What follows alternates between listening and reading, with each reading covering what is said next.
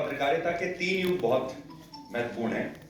पहला युग था स्वतंत्रता आंदोलन के दौरान जो पत्रकारिता होती थी, क्योंकि उसका एक लक्ष्य था और हमें स्वतंत्रता चाहिए थी, तो वो पत्रकारिता के लिए बहुत ही चुनौतीपूर्ण समय था और उस समय जिन्होंने पत्रकारिता की उन्हें इतिहास में हमेशा याद रखा।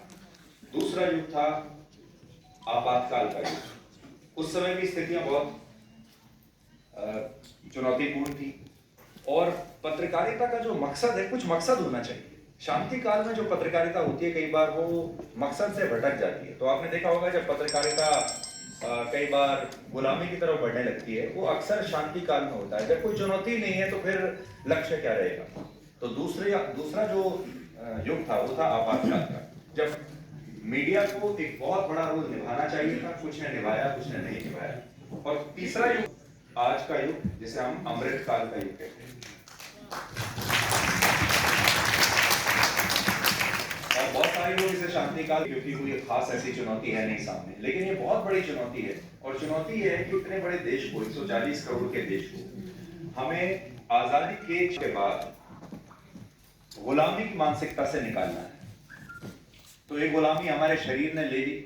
1947 में हमारा शरीर आजाद हुआ गुलामी से, हमारी सीमाएं आजाद हो गई, देश के रूप में हम आजाद हो गए। लेकिन मुझे लगता है कि मानसिक रूप से हम बहुत वर्षों तक, दशकों तक गुलाम ही रहे और इस गुलामी से अब निकलने का समय सही रूप से, मानसिक रूप से आ गया। तो मन हमारा अभी तक गुलामी था और मन को अगर हमें आजाद करना है तो उसके लिए हमारी अपनी भाषा को हमें आजाद करना होगा और हमारी भाषा है हिंदी।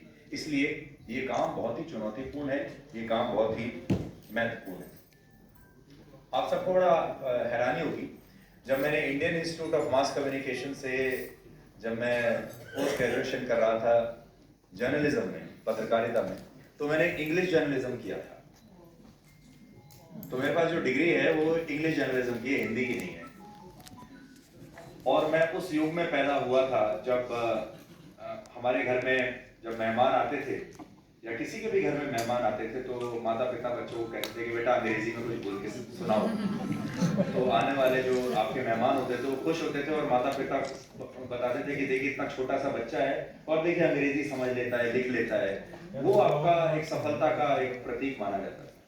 फिर बड़े हुए और करियर चुनने का जब समय आया तो सभी लोगों ने ये बताया कि अंग्रेजी में अगर जाओगे तो ज्यादा पैसा कमाओगे, हिंदी में जाओगे तो कुछ मिलेगा नहीं। तो मेरे जैसा जो युवा था, आप क्या करेंगे? जैसा आपके शिक्षक बता रहे हैं, जैसा बाकी जो ज्ञानी लोग हैं बता रहे हैं, तो वही किया। अंग्रेजी में गए और अंग्रेजी पत्रकारिता में मैंने ये डिग्री ली। उसके बाद मैंने शुरू के 2 साल अंग्रेजी चैनल में ही काम किया। और उस समय जब मैं पढ़ता था तो मुझे बताया जाता था कि अंग्रेजी में ज्यादा पैसा है पत्रकारिता में, हिंदी पत्रकारिता में पैसा नहीं है। जो हिंदी पत्रकारिता करते हैं लोग इस बात को समझते होंगे, आज भी अंग्रेजी और हिंदी पत्रकारिता में